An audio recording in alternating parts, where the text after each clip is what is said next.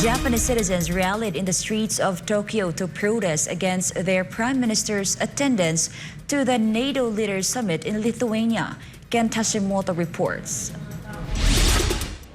Prime Minister Fumio Kishida's attendance to the NATO's leaders summit in Lithuania marks the second consecutive year that a Japanese prime minister has attended such event, causing great dissatisfaction among Japanese citizens. People were holding banners that read "No Wars" and "No to Revision of the Constitution," and chanted slogans to oppose the Japanese government's continuous alignment with NATO and significant increase in defense spending. They feared that these actions could lead Japan down a dangerous path towards militarization. 第二次世界大戦で日本が一体どういうことをしたのかということだというふうに思うんですよね。それは朝鮮半島に対する植民地支配であるし、あるいは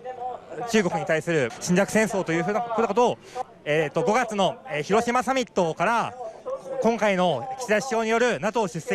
会議出席に至るまでね、岸田の言うようなこの自国を守るためのそういった戦争では全くないということだというふうに思います。全世界の人々がこんな戦争には絶対反対なんだと言って自分の国で戦争反対の声を上げていく。Earlier this year, NATO announced the decision to set up a liaison office in Tokyo in 2024 to boost bilateral ties. However, many protesters complained about the potential NATO office in Japan, calling it a preparation for war. 言ってもいいようなところに、岸田首相が参加するっていうこと、それから東京に NATO の事務所を作るっていう話もありますけど、それは要するに戦争の加担するといいますか、参加していくっていうことであって、そういうことは断固として許せないと、そういうふうに考えて。今 NATO という北大西洋条約機構という形で日本からは遠い国で起こっているはずの戦争に日本がわざわざ出かけていく。そして日本に NATO の事務所さえ作ったらどうかとまで言う。なぜそんなことを言うのかといえば、ウクライナ戦争をアジアに持ってきたい。それを許さない。嘘を見抜いて暴露して訴えて、多くの人々が心を一つにして手をつなぐことを今やろう。今私たちが本当に非正規職とかで食べていけない状態で困ってるのにね、それを全然関係なしで軍事費だけ上げていく、これ自体がもう本当に戦争そのものだと思うしね、そういう危機感で私も集会に参加しているところなんです。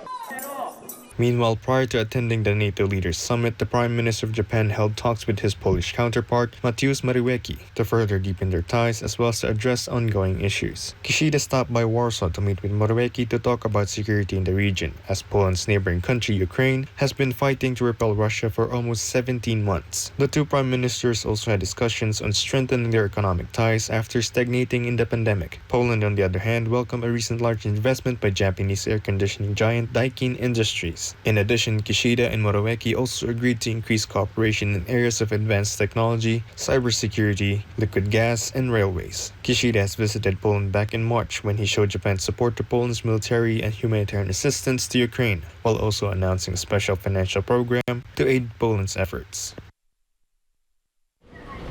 Meanwhile, protesters said that the Japanese government is used by the U.S. as a pawn to increase defense spending while ignoring people's livelihood.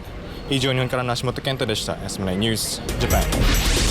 Members of the Japanese Nuclear Energy Commission and opposition lawmakers in South Korea gathered together to look for alternative solutions on dumping the nuclear wastewater from the Fukushima power plant. Natsumi Kojima has the details. Japanese Nuclear Energy Commission members and South Korean opposition lawmakers discussed alternative solutions to treating the nuclear contaminated water rather than releasing it into the sea at a meeting in Japan.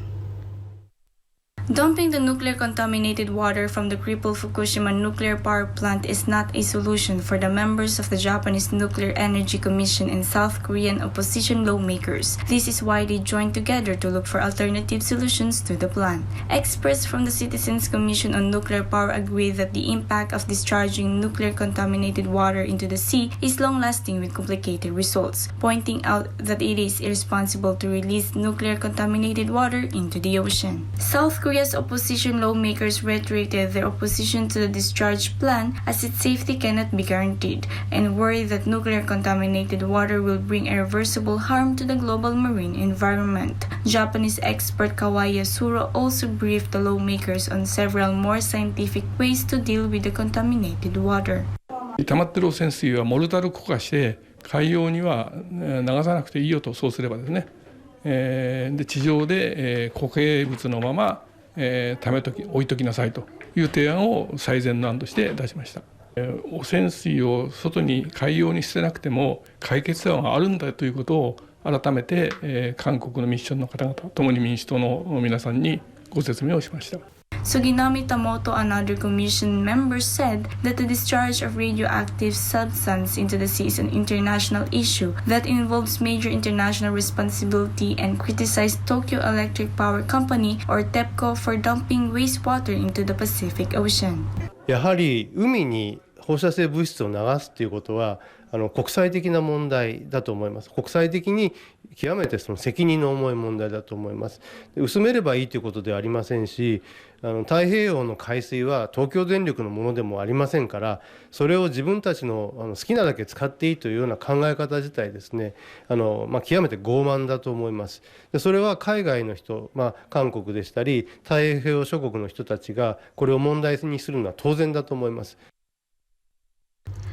Experts, lawmakers, and concerned citizens are hoping that the Japanese government and TEPCO will listen to their voices and will scrap their plans to look for alternative and safe solutions. 以上、日本から小島のスミニュースお伝えしました。Ezra 9 News, Japan.